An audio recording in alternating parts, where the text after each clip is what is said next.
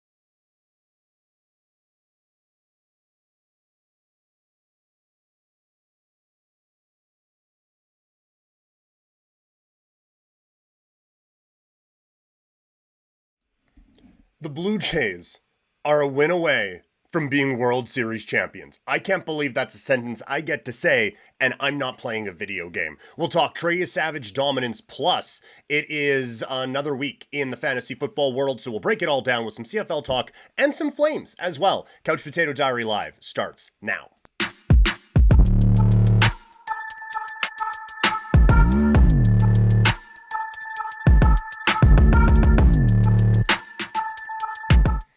All right, happy Thursday, everyone. My name is Peter Klein. Thank you very much for hanging out today. We already got Toxic and Anand and Tall John hanging out in the Twitch chats. So let me know your thoughts on what is going on with the Toronto Blue Jays or anything else in the sporting world. We're presented by Sea of Dead. Head over to seaofdead403.ca for the great Calgary swag. We got Jerome shirts up there, plus some other stuff as well. Don't just stop at the Jerome stuff. There's there's a lot of really good stuff with cfdead403.ca. Also, if you need the energy, head over to swiftenergy.gg, use the code PKPrimetime. I know I said after the game the other day that I would be here at 10. Some small creator problems came up that I thought would just be a quick boom, boom, boom, and it turned into an hour and a half of trying to figure things out and trying to find the right email and find the right this, that, and the other thing, and it wasn't working. So now we're just going to talk, and I still have things to deal with. So I, for my own, just some little behind the curtain, I guess, on how I do things. There are times where I will notice that I'm going a little bit too quick, and I'm a little bit too like, and the anxiety is definitely taking over, and I will try to work into the conversation something about everyone needs to take a deep breath. And a lot of times that is for me to take a deep breath and try to slow down. I'm not even going to hide it here. I just need to take a deep breath because this morning has been a lot already for me. So, all right. How can you not feel good, though, after what Trey Yassavage did? I am a man of the people, though, and we have Anand in the chat saying, I am hooked. First of all, he says, good morning, Peter, Toxic, and anyone else tuning in, and hello back to Anand. I am hooked into baseball now like I have been to hockey and lacrosse. It's been fun. Loved how the Blue Jays played yesterday. Go Jays, go. We also have Tall John, 2 pitches, 2 home runs. Wonder what the parlay odds on that would be. I'm sure Shohei knows. Anand is asking if you don't have the Flames. I know you don't have the Flames on your topic list, Peter, but if you don't mind quickly sharing your thoughts on how you feel scratching Zeri tonight, and did they make the right move starting Cooley? So quickly, not even going to hit the Flames thing that I have. I will admit that I haven't watched a lot of Flames. There's been a baseball thing that's had the majority of my focus so far. So I can't speak to what's happening on the ice. I have some cramming to do because I'm going to be over at Sportsnet 960 next week. And so I have about a season's worth of hockey games to watch over the next few days. But in terms of the Zeri thing, and I see Perek is one of the scratches too. I hate it. I do like that there is some accountability for young players, and I do like that you can't just, okay, well, not effective, so I guess you have to sit. I like that it's not just you're ineffective, but this year doesn't matter, so whatever. I think that it is Huska maybe trying to send a message that it's not just going to be, well, you're young, so you get to play. At the same time, I think there are probably other culprits that you could sit instead of these guys, and I don't like that Perek is down in an area where he is one of the ones that is cycling through. I think that he benefits from playing and learning and just kind of downloading all the information that way. So from a less educated than I would like to be spot, I will say that I don't like it, but I will have to take a closer look at it. As far as Cooley goes, the Ottawa Senators have been banged up, and if you're not comfortable starting Cooley in a matchup like this, then you're not comfortable starting him ever. So there are just going to be nights where where you have to start your backup goalie. You can't roll Wolf 82 times. So I don't mind sitting Wolf in this spot and putting Cooley in. That there was just a lot coming at him in the Toronto game, so I don't mind going with a Cooley in this spot this evening.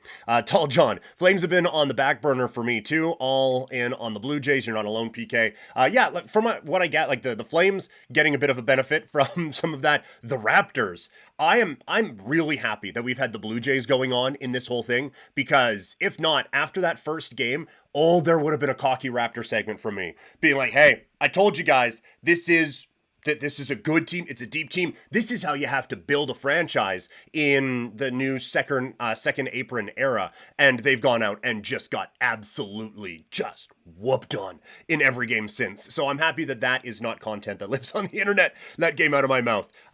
So yes, I have some catching up to do when this Blue Jays run is over. I'm not used to having to balance the Blue Jays in the World Series with all these other things. So we're all kind of learning on the fly. But Trey Yassavage is the story of the day. But look, just an example for anyone who's tuning in. Whatever you want to talk about, throw it in the chat and we'll have a conversation on it. Can't say it's coming from the most informed perspective on everything, but I at least semi-pay attention to everything. I'll let you know where the level of expertise is at, though, on some of these. Toxic, I've watched 2 Flames games this year. So yeah, I think that's kind of where a lot of people are at right now because of what is happening with the Toronto Blue Jays. But whatever you want to talk about, let me know in the chat. Tall John also. Trey's performance last night was completely savage. Love to reply on X with the Macho Man. Ooh, yeah.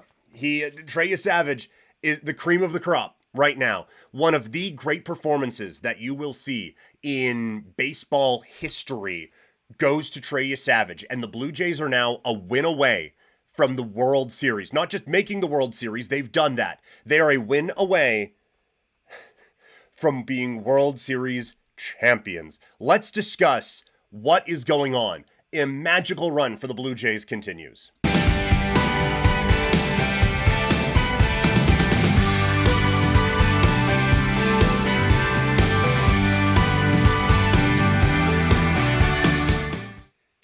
Trey Yassavage is putting on the performance of a lifetime, and because of that, the Blue Jays are within a win of the World Series for the first time since 1993. And just what more can you say about this kid? It is absolutely unbelievable what he is doing. I believe I saw the stat. He now has more strikeouts in playoff play than he did in the regular season. We're coming up to the point where he had more strikeouts in the playoffs than he did in like single A earlier this year, and he had a lot there. It is unbelievable what is happening with this kid.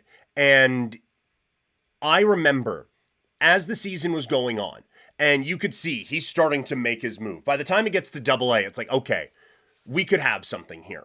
But I kind of thought, and I think we've talked about this before, guys, but I kind of thought that it would be like David Price in 08 with the Tampa Bay Rays. 08, yeah, it was 08. Where you have this kid, he's worked his way through, and now we can't put that much on him, so we're going to put him in the bullpen. He's gonna be a leverage guy like Aaron Sanchez with the Jays, where they were trying to keep the innings down, and all of a sudden he turns into an elite closer. And in hindsight, maybe should have stayed there. But he becomes this elite late innings guy to help him out because you're trying to save everything, right? And so I thought that's what his role would be with a bullpen that was having a bit of a wobble at times. Jimmy Garcia going down with the injury that, as it went along, kind of obviously we're seeing now was going to be season ending. And Hoffman having his ups and downs and the whole bullpen having their ups and downs. I thought Yassavage would come in and just be a guy who would be electrifying in the 7th or 8th inning. And that would be that. I don't think anyone could have, in their wildest dreams, thought that this was going to be the case, where he was going to go out and set a World Series record for most strikeouts by a rookie in a World Series game, most strikeouts by a human without walking anybody, and just absolutely dominating a juggernaut of a lineup. When you look at where the Blue Jays went this playoff, and Yassavage specifically, hot knife through butter on the Yankees, right? Like no hit them in, 5 2/3, I think it was, 5 1/3. Pitched into the 6th inning, no hit baseball. Okay, excellent, right? Fantastic, can't believe it, dream come true, unbelievable. But the Yankees could get got, right? Like we knew that. They have Judge, who was great in this playoffs, but before that wasn't a great playoff performer. They have Stanton, who wasn't great this season, but is a great playoff performer, and it's funny how they switched. But the rest of the lineup, yeah. If they're not hitting home runs, you can strike them out. And so that wasn't like it was incredible, don't get me wrong. But if you were going to kind of look back at it, it's okay, you can explain that one away. The Mariners, good lineup. But there's some swing and miss there, right? Like, Cal Raleigh is a big bomber, but he also had a 247 batting average this year. Julio Rodriguez has reached some very high highs, but you can get him as well. Kind of same with the rest of them. Eugenio Suarez, 40 some odd home runs, but he's hitting 211. And Josh Naylor, there's some swing and miss, whatever. But this Dodgers lineup, it is Hall of Famer, All-Star. Two incredibly clutch performers when it comes to playoff time, and then Pages at the end. And for him to run through this team in that way is insane. Like, this is the highest level that you could possibly do this at. And nothing phases him. Nothing rattles him. He didn't really have his splitter in game one, so he adjusted through the slider a little bit more. Wasn't perfect, but we got through it.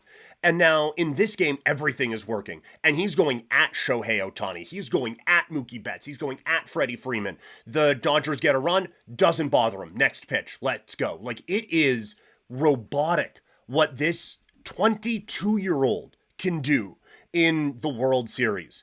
And I just, like, you could, if he went out and it was 4 innings and it was a bit of a dud, you can explain that, right? Because he's a kid and it's the World Series. But he just, nothing gets to him. And Tom Verducci told the story on TikTok. I don't know if he told it on the broadcast as well, but I saw a TikTok video where he was saying he's warming up. It's at Dodger Stadium. It's his first road playoff game. And the crowd behind him is just relentlessly heckling him. With just like, you're a bum, like just what hecklers do, right? And as he's warming up, he turns to Pete Walker and goes, "Man, I love this." Like, it's just, you talk about having that dog. This kid has that dog in him. And the skills, the talent, the head, all of it, it's coming together in a perfect form to help the Blue Jays to get to within a win of the World Series. So just full marks to Trey Yassavage on a historically brilliant night for the Blue Jays starter. Going back into the chat, Tall John, if the Jays win, Trey for MVP, is it a long shot? If his first outing was good, not great. If his first outing would have been like what Gausman did in game 2, then I think you could definitely get there. Even still, like, it is close enough that he is, it's going to be close enough if they win in game number 6 that it's going to be fresh in people's minds and they might get it to him. I think one thing that could push it over the edge is if he comes out in a bullpen role, right? Like, maybe not necessarily Madison Bumgarner 14, where he comes in for the last 5 innings and just mows everyone down. Let's not expect that. But if he comes in for a high leverage inning or 2, then I think that probably is cherry on top. Vlad is going to be tough to beat given that bat has woken up. And Alejandro Kirk is making a pretty sneaky case as well. If the Dodgers come back and do this thing, it would be tough to take it away from Shohei Ohtani. And even if the Blue Jays win, Shohei has an opportunity to get it anyway, based off of the wildness that was making it on base 9 times in game number 3. But yes, Trey Yassavage certainly has an opportunity to get there. And thank you for thanking me for the analysis. Of course, anytime you want to talk anything, let me know in here in the chat. Credit the Jays too, masterful job this season on getting him ready. That is another thing where you have an opportunity to, like, a lot of teams would, no, we got to ease him in. We can't put this much on him. We can't whatever. I appreciate that the Blue Jays, this is what you should do when you are winning baseball games and when you are competitive. And obviously, like, even as he's working his way up the system this year, I don't know if we thought the Blue Jays were win away from the World Series competitive, but we knew this was going to be a competitive baseball team. And at this point, I'm not saying, like, innings limits and player development be damned. I'm not saying throw this kid out there for, like, Jack Morris in 1991 and he's going 10 shutout innings. Let's not do that. But you do have to, I think, kind of look at who are our best 26 that we can put out there. And experience level, all this, that, the other thing, gone, out the window, doesn't matter. Just give me who the best 26 players are that give us an opportunity to win. And now they know the kid. They probably, again, you can never see this coming, but they know that there is a mentality that he can handle this sort of a situation and this sort of a limelight. So, but yes, credit the Blue Jays, absolutely. The development was there. And we've been on the Blue Jays about not being able to develop pitchers and not being able to develop anybody. But they've certainly thrown that back in our faces as this season has gone on. It's been incredible to watch. Everyone on the Dodgers lineup had a strikeout that from Toxic. Yeah, I'm sure, I know that there are stats of when that happened before. I can't remember a time where I've seen that. And again, at any level, where you can go 1 through 9 in a thing, and it's, well, that guy struck out, that guy struck out, that guy struck out. Just incredible what he was able to do. Tall John, he soaked in the energy like it was a superpower. It did kind of seem like it's like a video game character where they just use all that energy and it builds up into a super pitch and it blows through. And the other thing I like is that he's not trying to be something he isn't, right? Like, he is not trying to be, oh, I need to go out there and I need to be super stoic and I need to whatever. He is showing some emotion. He is just doing whatever he needs to do to be comfortable out there and get the job done. And as a Blue Jays fan, like, just all of this whole run, this doesn't happen for us, right? Like, there have been so many times where, all right, this is the thing. This is the move this is the offseason, this is the move, this is whatever that is going to get this team over the hump. Obviously getting a lot of Blue Jays content on social media, and because I am of a certain vintage, but I do like the old stuff as well. Again, shout out seaofdead403.ca, old Calgary brands. But getting some old news clips from the Blue Jays from like back in the day and seeing the Blue Jays think Benito Santiago is going to be the one that puts them over the edge this year. And okay, the Blue Jays went out and they got Roger Clemens. And now he's going to be the one that helps the Blue Jays get back to that championship level. Okay, well, that didn't work. Well, we'll bring in JP Ricciardi and we're going to do analytics and we're going to do a rebuild and we're going to do this, that, and the other thing. All right, well, that didn't work. Let's just go out and spend a shitload of money, shall we? And now you can't beat this Blue Jays team because they went out and added to already an all-star in center field in Vernon Wells. They brought in Lyle Overbay and Troy Gloss, and BJ Ryan, one of the best closers in baseball, is on the team. And now Benji Molina is signing with the Blue Jays. This is a juggernaut baseball team that will not be stopped. And okay, well, that didn't work. Okay, well, now let's pull off one of the wildest trades that's ever happened with this franchise and trade basically nothing and Adeiny Hechavarria to the Miami Marlins and get Josh Johnson and Mark Burley and Jose Reyes, and there was a couple other pieces in there that I'm forgetting. And this is going to be the thing. It's a new era of Blue Jays baseball, and here we go. And all the times that we have been promised that this would be the thing that gets us over the hump, it never worked out. Sometimes it worked a little bit with 2015, right? We got ALCS, 2016 as well, but it's never fully lived up to the potential that we thought it would. And with prospects, it's Dustin McGowan is going to be lights out. Well, can't stay healthy. But Brendan Morrow, they found something in Brendan Morrow, but he can't really stay healthy, and then he goes to the Cubs and is an elite level guy. It's all the promises that we have had over the years, and this team now that nobody saw coming is the one that gets us further than anything we ever thought possible. With Nate Pearson, this was supposed to be what Dustin McGowan was, what Nate Pearson was, what Alek Manoah was. This is what those guys were supposed to be. The big guys coming up through the system with Bo Bichette and Vlad Guerrero Jr. This is what, maybe not Vlad, but to a certain extent, this is what guys like Rios and Lind and Snyder. I remember Eric Crozier was going to be that for a second. That's what these guys were supposed to be. And so you just have so many, no, I promise, this is the one that's going to work out. And eventually you just accept that maybe it's not going to. And then Vlad comes up, and then we have a pandemic and we can't really enjoy him all that much. And then he's hitting like an all-star, and it's okay, we got him. And then there's a couple years where he wasn't. It's like, is this really going to be another one again? And now it is every promise that we were given fulfilled and then some with it. So it is unbelievable to just see it work. For the first time in almost my entire lifetime, the plan has worked. And it's funny because it's plan B, right?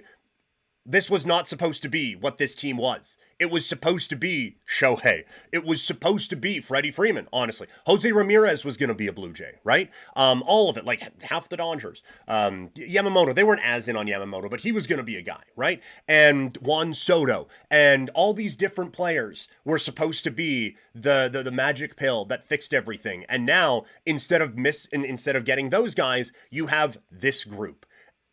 And now they have them within a win of the World Series. It's all how it has played out. It is the stuff that movies are made of. Back in the chat, here. Hello, I'm Doc. Thank you for throwing a few of those in today. Appreciate it. Toxic. I've seen this a few times, but did John Schneider's bad decisions in the Game 3 gauntlet actually help the Blue Jays? A lot of the Jays starters were taken out early and therefore got rest for Games 4 and 5. Seeing that a little bit, I guess maybe, like, in hindsight, for sure, it would be better if they would have won that game, and then they could be in the World Series is over. But, I mean, they did help them get some rest, for sure. And, like we talked about the other day, I think a few of the decisions actually were out of his control, right? Like, Bo Bichette, that's the time you pinch run for him because he is hurt, right? Like, he's not exactly getting doubles here, right? So there's some of that worked in. Kirk, I believe he got hurt, and that's why they made the decision they did. The Barger one, inexcusable, but yeah, he looks fresh, and the Dodgers do. They look worn out. Absolutely, they do. But I do think that there is a little bit of the Blue Jays are a slightly younger team. The Dodgers got to this point a year ago as well, and so they have just played a lot more baseball than Toronto has. So I do think there is something to that, for sure. I think that whether it was the managerial decisions that ended up working out or not, the Blue Jays certainly recovered from that game better than the Dodgers did. And I liked Addison Barger when they asked him, how do you guys recovered? It was just like pre-workout and coffee, man. That's what got us here, which is just the fuel. But again, what Addison Barger is, that's what we thought Brett Laurie was going to be, right? Like, you can go to all of these guys and like, okay, well, that's what this guy was supposed to be, and getting us there. Tall John, the Jays this year are not stacked like the 93 team, but they are the train that could. Yes, 100%. Like that 93 team, you look back on it and you just laugh as they're doing the introductions. Like, that is one of the most stacked teams in the modern era of baseball. It's unbelievable when you go and look at that team. And again, this isn't that group, but they're hitting like it. And it is also taking advantage of the approach of kind of the new era of baseball and finding where, like, this is, everyone's kind of using like the David versus Goliath, Tall John talking about the underdogs and everything like that. But there is a little bit of a Moneyball aspect where you just see where there is an inefficiency and you pick it up there. Everyone is 3 true outcomes right now: walks, strikeouts, home runs. Well, let's just get some guys who can put the ball in play and find it that way. And it's working out absolutely perfectly. The Jays look like the underdog in this series, like the 2004 Flames team. I think that's a pretty good comparison, actually, for people in Calgary, anyway, and people who cheered for the Flames in that run. Like, this is... it's a Ginla and Kipper, and then a bunch of guys who just tried really, really hard and knew what their roles were and kind of fit into it that way. And we talked about it after Game 3, where everyone felt like they were trying to be the hero. They got out of that here in Game 4.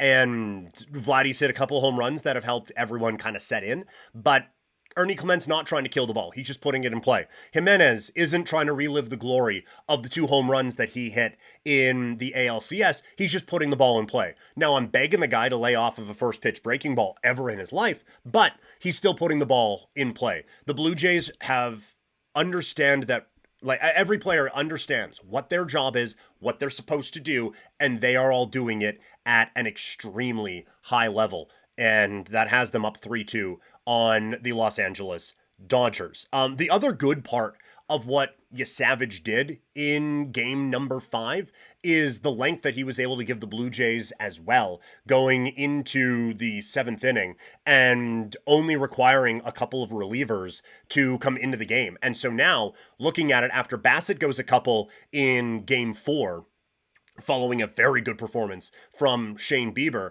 and Bassett goes 2, and then you get 1 inning and 1 inning, and now Yassavage goes 7, and you go 1 inning, 1 inning. Now with the day off, maybe not Lauer, but basically everybody else is ready to go from a bullpen standpoint. And honestly, probably Lauer at this point.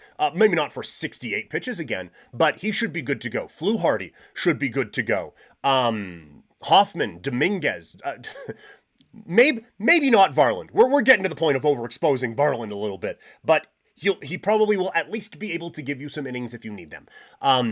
Yassavage was able to let the entire bullpen just rest and get back into kind of that regular swing of things. So, no, heaven forbid, not Little. Absolutely not Little. No, no, no, no, no, no, no, no. Although, if the Jays are up by 13 tomorrow, let Little come in and get a couple of outs, you know?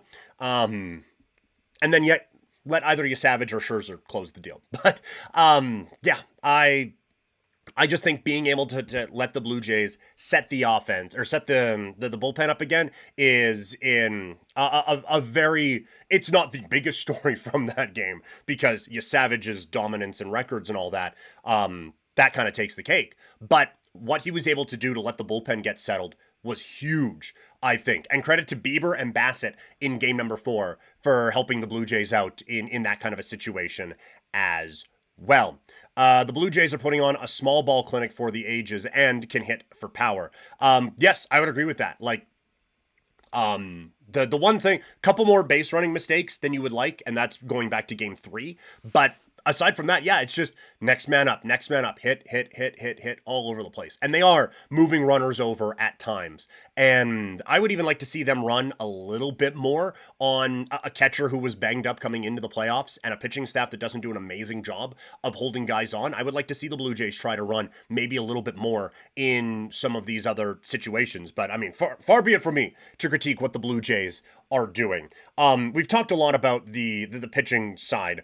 On the offense, I mean, what a start. Davis Schneider, again, kind of happy we didn't do another live show yesterday when the lineup was announced, because like David Schneider, like it's one thing for Lucas to lead off, but I don't like just plugging Schneider into that top spot.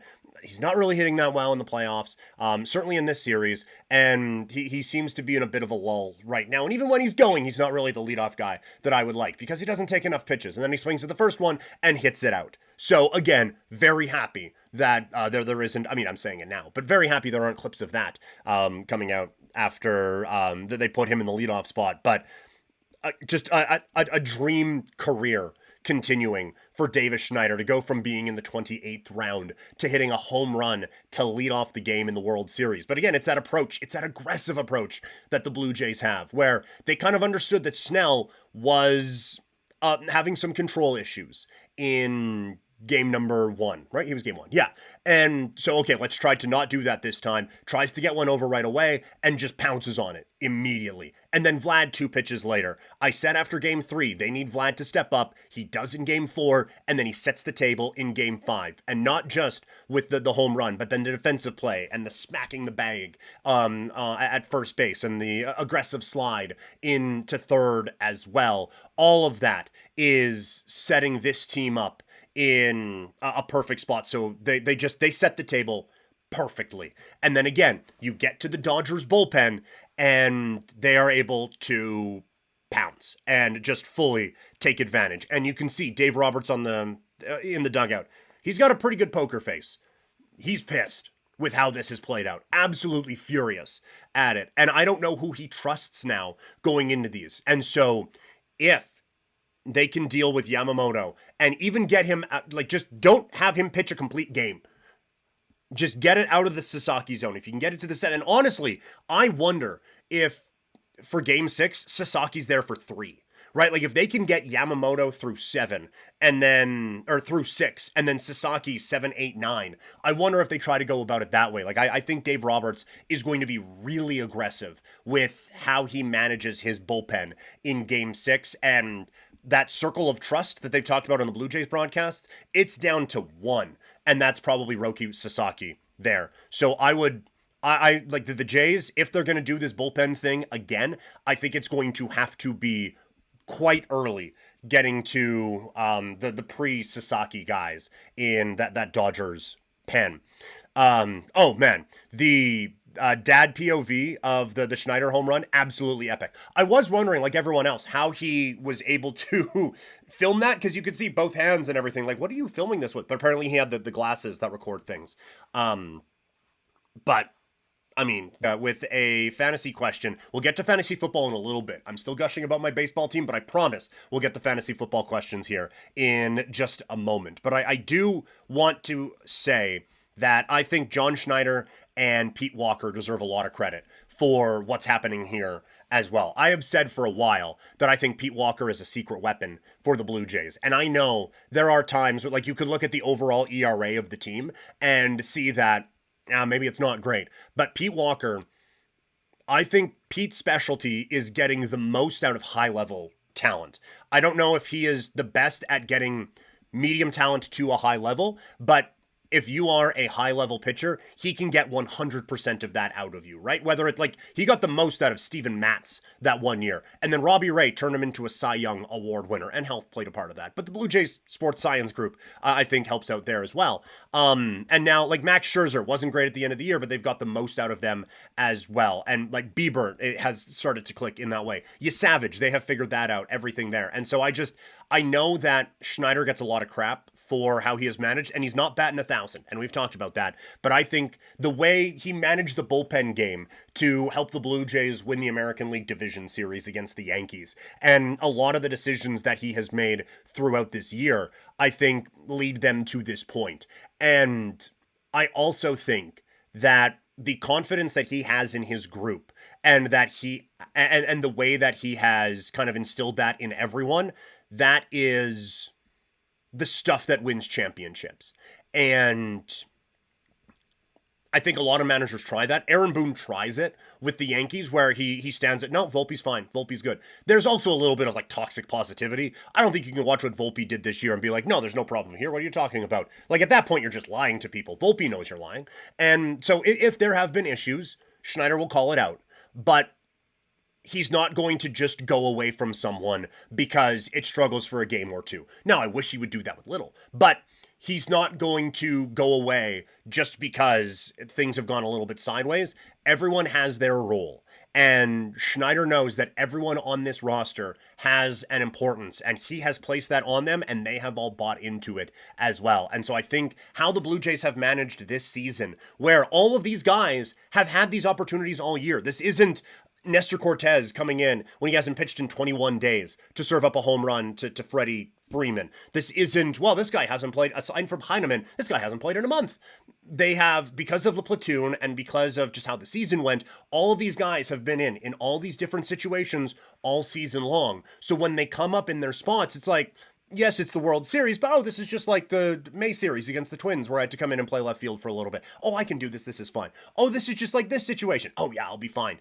And I love that from teams. I wish more teams did that. And obviously you can't experiment too much, as the Blue Jays found out in the regular season, getting into the division series based on a tiebreaker and not having to go through the wild card, setting themselves up for this moment. But keep these guys, like, don't just have them in one situation. This is just what you do. There are some players, I guess, where you have to do that, but recognize that, hey, these are situations that could come up in big moments late in the season. So we're going to need to know what Jimenez does with a runner at second and nobody out. We're going to need to know how David Schneider handles batting leadoff and Nathan Lucas batting leadoff. We're going to need to know how Barger does going from the outfield to the infield and going from the infield to the outfield and handling all these things.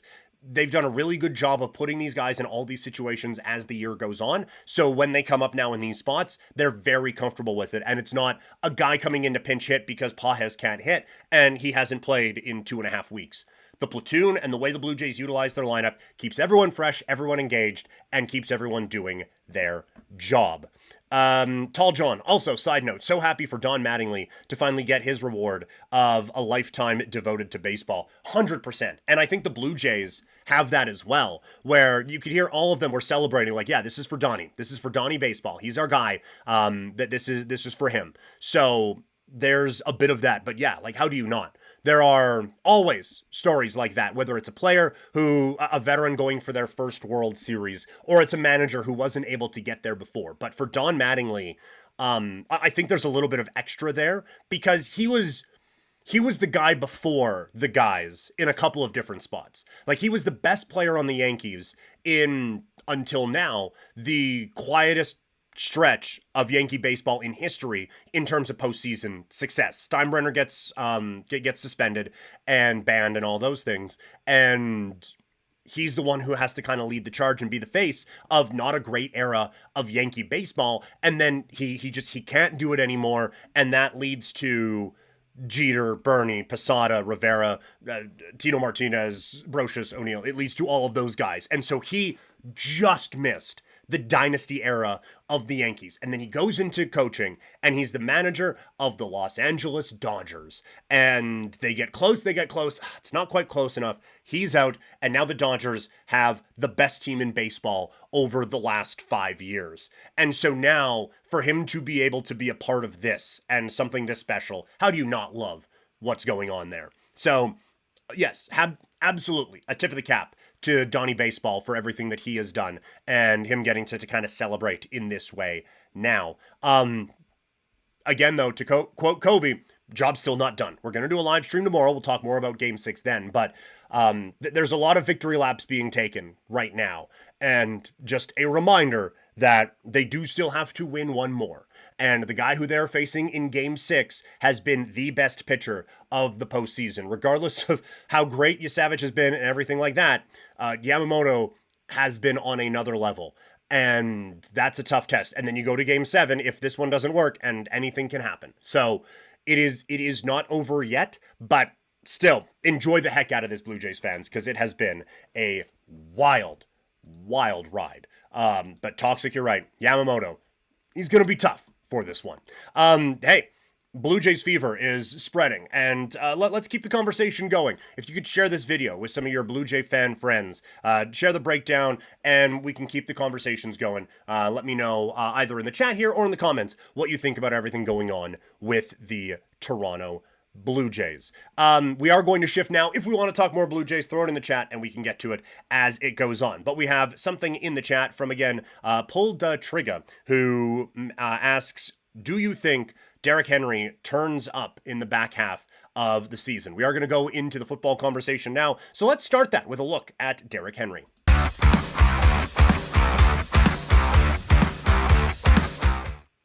We are approaching the midway point of the NFL season and getting into an important time in the fantasy football season as we get ready for Week 9. And there have been some players who have lived up to their pre-draft hype and some other ones who haven't. And a lot of them on the haven't side are playing in the football game tonight on Thursday night with the Ravens taking on the Miami Dolphins. And one of the frustrations this year has been around Derrick Henry for fantasy owners. If you are a fantasy owner of Derrick Henry, you drafted him very, very high. And that is very frustrating because it hasn't been very, very good right now. Just a sec there. And so I can understand some frustrations around this with what he has done. I just want to pull up where he is sitting right now amongst running backs. Oh, that's not the website I wanted to go to. Even that one's not great. Well, there some fantasy football website. I get make your money and all that, but it makes it a little bit tricky finding some stats at certain places. So I don't know why I tried anything else but this. But no, I can understand where Pull the Trigger is asking about Derrick Henry because he was supposed to be the one who defied age, and he was the one who was like, there's going to be no problems, and it's on an explosive offense, and everything is just going to be as absolutely amazing as you could possibly have it be. And it hasn't worked. It really hasn't worked for Derrick Henry this season. And so I am trying to pull up season stats. There we go. Let's see. Where does Derrick Henry rank amongst all running backs right now? Well, I'm scrolling. I am still scrolling. There we are. Derrick Henry in this season, he is, what is that? Boy, he is way far down on the list. So we're talking about someone who has struggled this year, right? Like, he is, in terms of just fantasy overall, according to Yahoo, he is 60th. That's a problem. That's a big problem for someone who you were taking in the first and second round. So what do we think Derrick Henry can be as the year goes on? The good thing for Baltimore and for his fantasy stock is that the offense should be getting better, right? We will see about Lamar Jackson tonight, but he's going to be back at some point, and this offense is going to be better. And so even with Lamar Jackson being in the lineup, this offense struggled. That's something we shouldn't Shouldn't forget. But there were also some big moments there.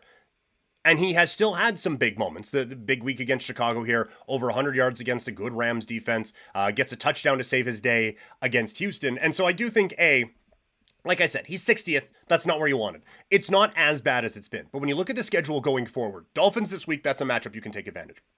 Excuse me. Minnesota, it's not a plus matchup, but it's not the worst matchup in the world either.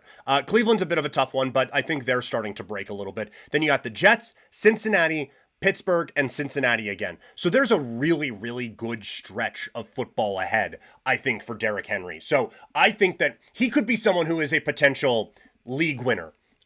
Here. Oh, tall John, I have little to zero NFL knowledge. Sorry, man. Maybe you'll learn something. But either way, I appreciate all the World Series stuff and everything like that. But for Derrick Henry, I think he is someone who could be a league winner in the second half. If you have the Derrick Henry owner in your league and he is expressing a bit of frustration, I think Henry is someone that you can trade for because he is absolutely 100% in a situation where things are going to get better. It hasn't been as bad as some of the situation would indicate, and the situation gets better from here. So Derrick Henry is 100% in a spot where you could kind of potentially buy low on this player and have it be a very, very beneficial thing for you in the second half of the fantasy football season. I think he is certainly someone who's going to step up here the rest of the way. We have another fantasy football question here in the chat from KDog223. First, talking about the World Series. World Series has been fired. World Series has been fire. Was not expecting it to be this good. How could, this has been, every game has had something wild in it. But now, on the fantasy standpoint, for PPR, I'm trying to sell high on RJ Harvey. What are your thoughts rest of season for Marvin Harrison, DK Metcalf, and Rico Dowdle? Rico Dowdle would certainly, I think you have this ordered correctly here. I know he had the two big games with Chuba Hubbard out of the lineup, but those were some pretty good matchups against the Cowboys, Dolphins, and Jets as well. I think Chuba Hubbard is going to come back and eat into that quite a bit. So Dowdle is certainly ownable. I'm not saying the Dowdle owner in your league should drop him or anything like that, but the schedule is pretty neutral the rest of the way. He's not going to get a benefit from that. If Hubbard goes down, there's an opportunity for Rico to step up and have kind of straight line to some big fantasy games. So if that is the move, a sell high on RJ Harvey for Rico Dowdle, who would I take rest of season, Dowdle or RJ Harvey? I would take him 100% of the time. Yes, I would take Dowdle, sorry. I think Dowdle has a clearer path to bigger fantasy days, and it's just kind of a better running back, but you do have a bit of a timeshare there. He had 8 carries this week with Carolina. So I think that he will... I think that he'll be fine, but I don't think he's going to be a league winner or anything like that. Marvin Harrison Jr., I like him. I like him a lot this week. I think that there is still... It's still not as good as we all kind of wanted it to be with him when he came out a couple of years ago, but it's not as bad as it was a season ago. Looking at his numbers here, the last couple of weeks, a little bit on the quiet side. Big week against Tennessee, gets into the end zone against Seattle, that big touchdown on Thursday Night Football, where you could see just kind of the weight of the world peel off of him. And then he has a big game, like we said, after that. Couple quieter ones in a row here, but the Arizona schedule, again, over the next little bit coming off of this bye, they have this matchup with Dallas on Monday night. Love that one. Seattle and San Francisco. Seattle's tricky. San Fran, I think with how banged up they are, that's going to turn into a bit of a plus matchup. Jacksonville is a defense that you can take advantage of. Tampa Bay after that. I think that is one that the numbers kind of lie on it. I think that's one that you can exploit. The issue is, come playoff time, Houston and Atlanta, 15-16, that's tricky. Championship, if you get through it, you got Cincinnati. That's a good matchup there. Marvin Harrison Jr. is going to be fine. I think he's going to be okay, but I don't know if he's going to be league winner necessarily. And then DK Metcalf was the last one that we were asked about. DK, so far this season, kind of been what you would expect from him. A good one with the touchdown against Green Bay. He has kind of been a little touchdown dependent. A couple weeks, 126 yards, 95 yards, but those seem to be the outliers right now, not the norm. The schedule for them is all over the place the rest of the way. So I think if we're looking to take advantage of what RJ Harvey did, so sorry if I kind of lost the plot here, K-Dog, but looking to take advantage of what RJ Harvey did on a sell high situation, I think I would rank that Marvin Harrison Jr., DK Metcalf, Rico Dowdle. In the way that you have them, I think that is how you kind of stack it up. I think Marvin Harrison Jr., the volume is always going to be there on that offense. And I think that he is kind of rounded a corner and is going to be solid the rest of the way. DK Metcalf, it is a little more roller coastery, but he's going to be fine. And Rico Dowdle maybe is the most boom or bust of all of them. He has the highest upside because if an injury happens, then he can just take over and just be that guy.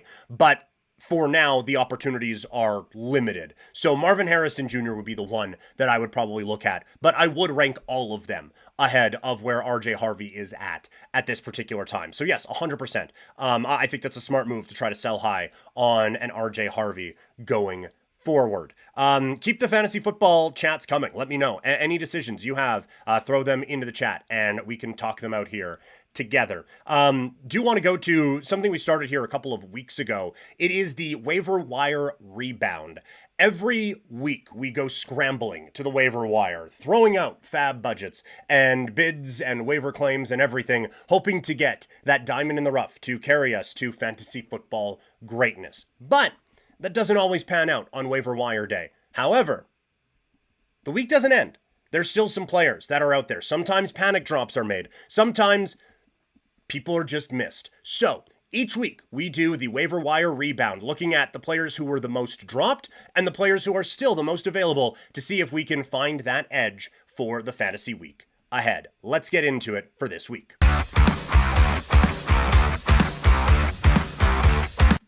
We will start by looking at the most dropped players in fantasy football.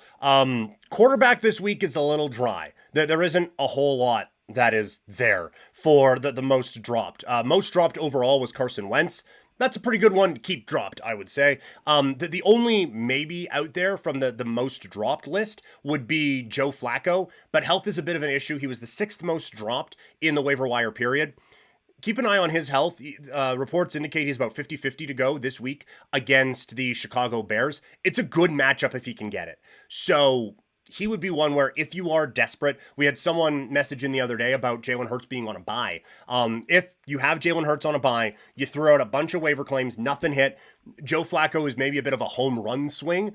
I would, again, pair him with another one that you would have, but he is one that I think certainly could have a big week if that health checks out. K-Dog, let's go. Thank you, brother. Hey, thank you for shooting the message in. I appreciate it. Any other fantasy football thoughts you have, let me know. And while you're here, make sure you hit that subscribe button. We do fantasy football content all throughout the week and live streams a bunch of different times so you can get your fantasy football questions in. So I appreciate you listening and watching. But yeah, throw me a like and a subscribe. That would help out greatly. At running back, 7th most dropped, Jordan Mason. This one, Jordan Mason, I don't get.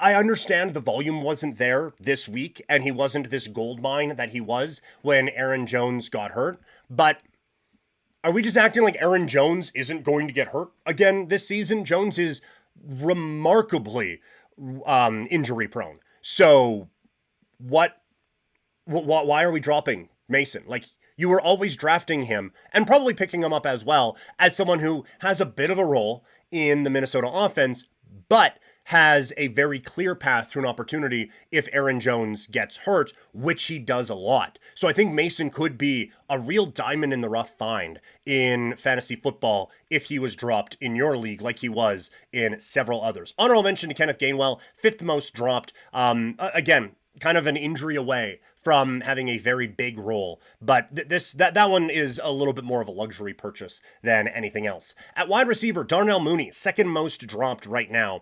Injuries again, so that's something to monitor, but he's still a decent player in what can be a good offense, albeit a frustrating one at times. But I still think that there is a very fruitful role for Darnell Mooney on Atlanta if he can just consistently stay healthy down the stretch on an offense that can be a little up and down, but when it's up, it's a really good one to take advantage of. And then Theo Johnson, he was one of our waiver wire targets of the week.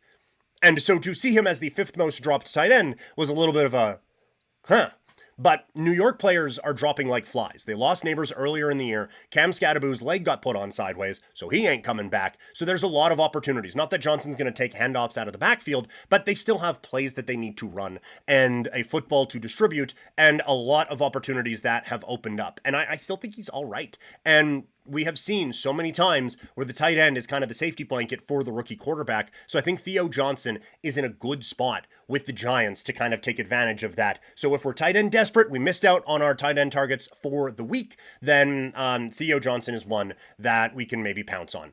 In terms of the guys who are still available, so each week for the waiver wire, our cutoff here is 35%. If they're over that, we're not going to really talk about it. Under that those are kind of the ones that we look at here. And so now that the waiver wire has processed, we go back and see, all right, who's owned 35% or fewer leagues. And again, quarterback's tough this week. We gave him out as the waiver wire target. You have to pick him up now because he plays on Thursday. But Tua Tagovailoa, 23% owned. Again, I understand all the issues around Tua, but this Ravens defense has struggled this year. Coming into this one on a short week, I think there's an opportunity for Tua to take advantage. So again, if you have Jalen Hurts on bye and you are needing a replacement, Tua is a pretty good one to roll with. At running back, a couple of new ones from the waiver wire segment. Brashard Smith, 16% owned. It's a good matchup with Buffalo, who struggles against the run. Isaiah Pacheco is banged up, so there's a really big opportunity for Smith to really dine out here. I was a big Pacheco believer coming into the season. It has not panned out in the way that I would want it to, but I still think he could be okay. But if he's not, I think there could be more opportunities for Smith as the season kind of goes on. And the other one, again in Thursday night, is Ollie Gordon, 14% owned. He had 11 opportunities last week. They've talked about trying to get him into the offense more. I do think that the game script kind of played out in a way that allowed them to go to Ollie Gordon a little bit more. So we will see. I think there are going to be more opportunities for him to get involved in this Miami offense as Michael McDaniel tries to keep his job and just utilize the talented players that they have. I still think he's a pretty good offensive coach and one that should be able to take advantage of what is one of the more talented players on his team. And then it's two more kind of holdovers from the waiver wire segment that we did on Tuesday. Tank Bigsby, 26% owned with Philadelphia, and Emmanuel Wilson, 7% owned with Green Bay. Again, both luxury ads. Both of them are one injury away from big time opportunity and production. But even now, like I think Bigsby, I think there's a realization of the style of play that Philadelphia really needs to do to be successful. And I do also think there may be a realization that maybe Saquon can't do it for 20, 25 carries a week. Bigsby could factor into the offense a little bit more. And Wilson, they really did a good thunder and lightning with him and Josh Jacobs last week. Wilson, I think, has an opportunity to be a pretty decent stash and a good handcuff and someone who gets a little bit more run in the offense. But neither of those are plug and play for this week. They are stash them away and try to take advantage of a good situation. At wide receiver, the three guys who we brought up in the waiver wire segment are still eligible for the waiver wire. So Christian Watson, Alec Pierce, and Malik Washington. Watson with the Packers, Pierce with Indy, and Washington with the Dolphins. All of them are still available, and everything we said still holds true. With Watson, looked really solid in his return to the lineup. A high-level receiver, and when you look at players that can have an impact the rest of the way, the Packers schedule opens up. So if this offense has figured it out, Watson could be in for some more big weeks as it goes on. Pierce, this is more a this week thing, although 19 targets in the last 3 weeks, hasn't really busted this year and has a Great matchup with the Pittsburgh Steelers this week. And then Malik Washington, again, it's a good matchup against the Ravens. He's had at least 5 targets in every game save for 2 this year. I think there's an opportunity that he has a pretty good week this week. The one that we're adding on to this is Michael Wilson from the Arizona Cardinals. 3% owned, so we're digging deep here, but 4+ targets in every week but 2 this year. It's a wild matchup with Dallas. I think that this is going to be an everybody eats game for Arizona, and so I think Michael Wilson, if you missed out on the receivers that you needed, I think Wilson could be someone that can fill that spot in for you very well. At tight end, our waiver wire ad was Juwan Johnson. He's still available at 32%. 15 targets in the last 2 weeks. That's 32% owned, by the way. 15 targets in the last 2 weeks. Not a ton of options for New Orleans. Bit of a tougher matchup for the Rams, but I think Johnson is a decent ad at tight end. And in the if you desperate category, we've given him out before. Jatavion Sanders, 1% owned. He's with the Carolina Panthers. Great matchup with Green Bay this week. The Packers have struggled against tight ends. Their linebackers a little bit more focused on getting to the quarterback than shutting things down in the tight end spot. We'll see who's playing quarterback for Carolina, but whoever it is, I think has an opportunity to take advantage of Sanders as a target in some of the underneath stuff. So deeper league, if you're desperate, Jatavion Sanders could be the way to go. And the defense that's the best of the rest is Chicago, taking on the Bengals, who might be without Flacco this week. I know we said, kind of monitor that in the pickup part earlier, but this is a defense that going up against a not great offensive line in Cincinnati could have some opportunities at some turnovers and some big plays that could help you out in fantasy football this week. So those are the rebounds from the waiver wire. Keep the fantasy football questions coming in the chat. And if you are watching this on YouTube after the fact, let me know in the comments any more fantasy football questions that you have. Also, if you want this fantasy advice with you wherever you go, you can subscribe to Couch Potato Diary in podcast form on Spotify, Apple Podcasts, or wherever you get your podcast. Just search Couch Potato Diary, and while you're there, leave a nice review because I think we're awesome. Let's now move to the Thursday night game as the Baltimore Ravens take on the Miami Dolphins. It is 2 teams that certainly did not expect to be here at this point in the season. Desperation time for both squads. Let's take a look at this game from a real-life standpoint and from the fantasy angle as well.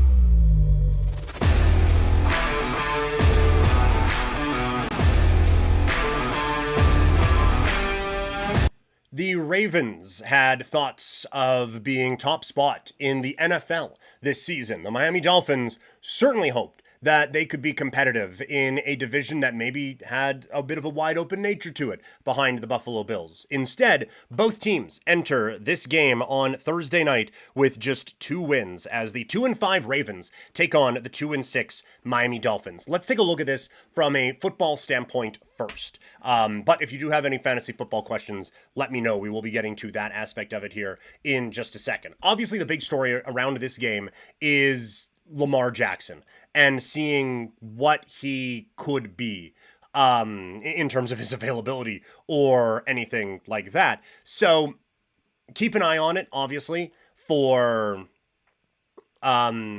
fantasy or gambling purposes. In terms of how this team has looked, it has been a struggle this season. The Ravens are 18th in EPA per play. They are still running the ball relatively effective. They're 9th in EPA per run. But where the issues have come from has been on the defense. Everybody that you've heard of on the defensive side for the Ravens is banged up and hurt right now. And because of that, they are 30th in defensive EPA per play. And spreading that out, EPA per pass 28th, EPA per rush 30th. Defensive success rate, they are 30th. So bad is what I am telling you. On the Miami side, this offense was supposed to be a strength of this group, and it just hasn't been.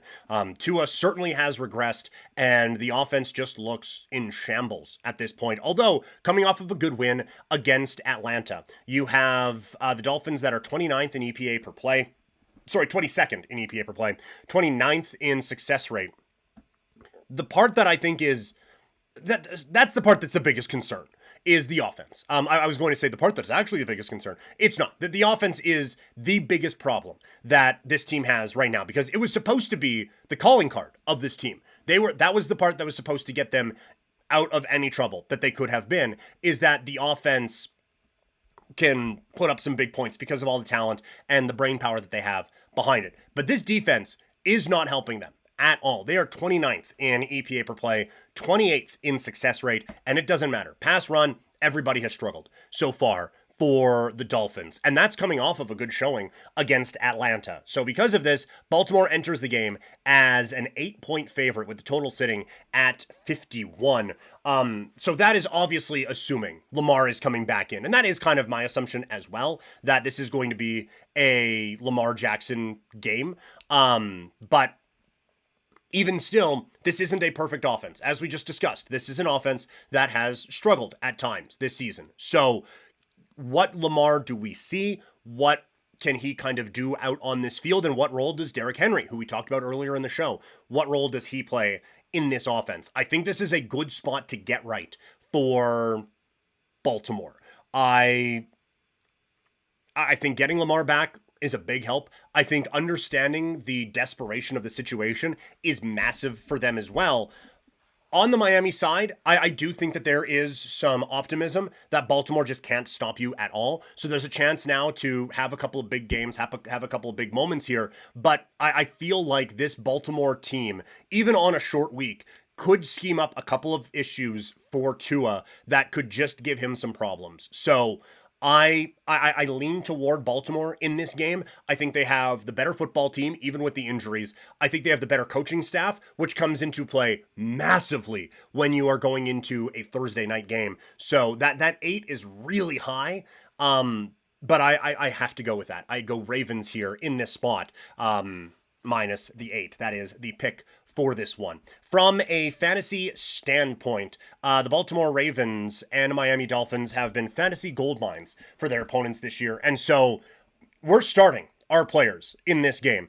Both teams in top 10 for most points allowed to quarterbacks and running backs. So that's why we gave Tua as a potential option in the waiver wire segment here. He is someone that you can trust, I think, this week because of the issues that Baltimore has had defensively, and Lamar, if he's healthy, we're starting him 100%. Same thing with Derrick Henry, but I think both running backs, Achane and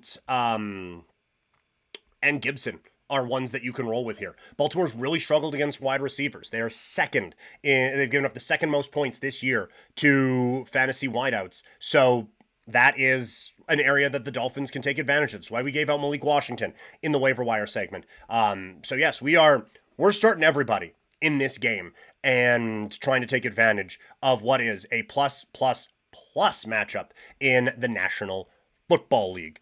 So that is what we are rolling with there on Thursday. Wanted to do more of the preview stuff here, but again, just had some issues before the stream started, and it got us off to a bit of a late start, and I have some running around to do today. So we're going to call it here and do another stream tomorrow, Friday, at 9 a.m. because your boy's got a hockey game in the afternoon before the baseball game. Gonna be home in time for the baseball. But 9 a.m. We're gonna do the stream here, and I promise it will be 9 freaking a.m. that we get this one going. So that we'll get this going with the fantasy preview and the full-on NFL preview for the week. We'll have some CFL because playoffs are here, so we gotta give some love to the Canadian Football League. We'll preview Game 6 of the World Series. We got some wrestling and UFC to talk about as well. So Friday's gonna be a big one. 9 o'clock. Check it out here, 9 a.m. Mountain Time, I should say, on Couch Potato Diary. If you're watching live, thank you so much. Tall John hanging out the whole time. Hot take: best team in the league right now is the Mammoth. WTF? Hey, I had said coming into the year, I think the Mammoth could do something and kind of level up a little bit. Maybe not this leveled up, but I think this is legit what the Mammoth are doing. Won't talk hockey tomorrow, but we'll get back into the swing of things with hockey here when the World Series kind of calms down next week. But again, 9 a.m. is when we're going to be streaming.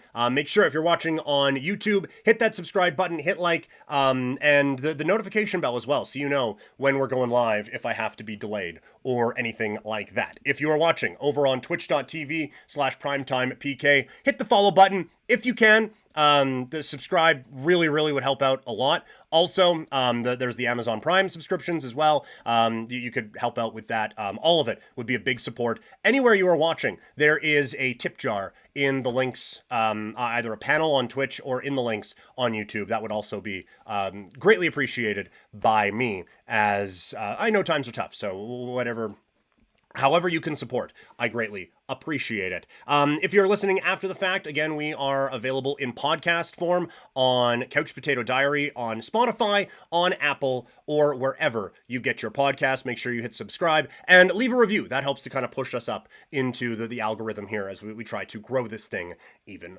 more. Thank you guys so much for hanging out today. 9 a.m. Mountain Time tomorrow on Friday. I promise we'll be here on time on Couch Potato Diary.